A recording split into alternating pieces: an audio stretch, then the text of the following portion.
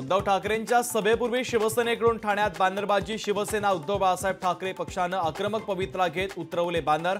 बॅनरमधून उद्धव ठाकरे यांना डिवचण्याचा प्रयत्न। उद्धव ठाकरेंचा सहकुटुंब लोटांगण दौरा पार पडला। मुख्यमंत्री करा असा कटोरा घेऊन दिल्लीत आले होते। ठाकरेंच्या दिल्ली दौऱ्यावर नरेश म्हस्केंचा हल्लाबोल। भ्रष्टाचाराचे आरोप असलेले गुप्ताबंधू दिल्लीत ठाकरेंना भेटले। गुप्ताबंधू ठाकरे यांच्या भेटीची चौकशी व्हावी, नरेश म्हस्केंची मागणी। पंतप्रधान नरेंद्र मोदी वायनाडच्या दौऱ्यावर। मोदींनी केली भूस्खलनग्रस्त भागाची हवाई पाहणी, तर भूस्खलनामध्ये बळी पडलेल्यांच्या कुटुंबियांची घेणार भेट। सिन्नर मतदारसंघामध्ये राष्ट्रवादी शरदचंद्र पवार पक्षाची बॅनरबाजी। उपमुख्यमंत्री अजित पवार यांच्या दौऱ्यापूर्वी बॅनर। बॅनरमधून अजित पवारांना उपस्थित करण्यात आले थेट प्रश्न। लोकसभेला झालं गेलं गंगेला मिळालं। मोदी शहांच्या पवारांवरील टीकेच्या प्रश्नावर अजित पवारांचं वक्तव्य।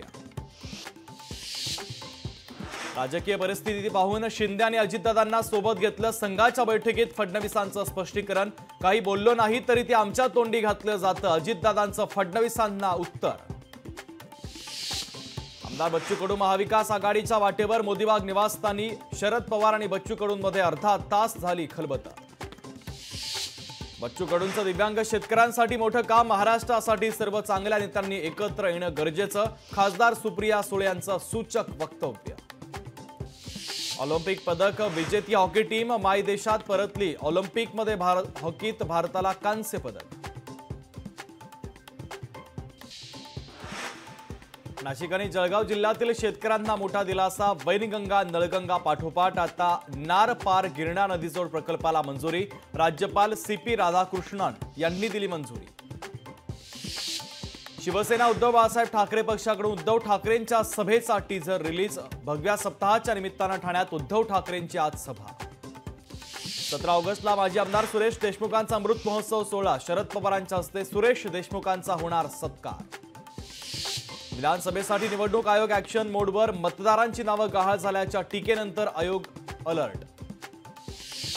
अमित शहा 3 दिवस महाराष्ट्राच्या दौऱ्यावर। विधानसभा निवडणुकीच्या दृष्टीनं पक्षाच्या महत्त्वाच्या बैठका घेणार।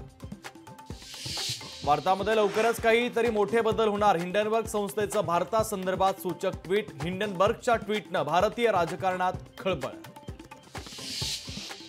उद्धव ठाकरे बांगलादेश पीडित हिंदूंची थट्टा करतायत। चंद्रशेखर बावनकुळे यांची उद्धव ठाकरेंवर टीका।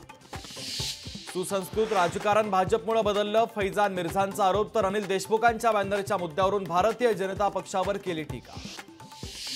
रिफायनरी विरोधकांवरील गुन्हे मागे घेणार। ग्रामस्थांवरील गुन्हे 31 ऑगस्टपर्यंत मागे घेतले जातील। उद्योगमंत्री उदय सामंतांची घोषणा। सांगलीमध्ये 11 ऑगस्टला ओबीसी आरक्षणासाठी महाएल्गार मेळावा। ओबीसी नेते माजी आमदार प्रकाश शेंडगे यांची माहिती। 12 ऑगस्टला जरांगे पाटलांची शांतता रॅली अहमदनगरमध्ये। रॅलीच्या पार्श्वभूमीवर शहरातील शाळांना सुट्टी। मुलांची गैरसोय टाळण्यासाठी प्रशासनाचा निर्णय। वरळीच्या हिट अँड रन प्रकरणात आरोपी मिहीर शहाला साक्षीदारानं ओळखलं। आर्थर रोड कारागृहात पार पडली ओळख परेड। ऑलिम्पिकच्या समारोप सोहळ्यामध्ये श्रीजेश असेल भारताचा ध्वजवाहक, तर समारोपाच्या सोहळ्यात मनु भाकर सोबत करणार भारतीय पथकाचं नेतृत्व। इराकमध्ये मुलींचं लग्नाचं वय आता 9 वर्ष करणारा कायदा आणणार। इराकच्या न्याय मंत्रालयानं संसदेत आणलं विधेयक। मुलींचं लग्नाचं वय 18 वरून 9 वर्ष करणारा नवीन कायदा। ज्ञानराधा मल्टीस्टेटच्या कार्यालयावरती ईडीचा छापा। छत्रपती संभाजीनगरमधील विभागीय कार्यालयावरती ईडीची छापेमारी। बीडच्या परळीमधील वाण धरण ओव्हरफ्लो। परळीसह 15 गावांची पाण्याची चिंता मिटली। लोकशाही मराठी ऐका, पहा, जागरूक रहा।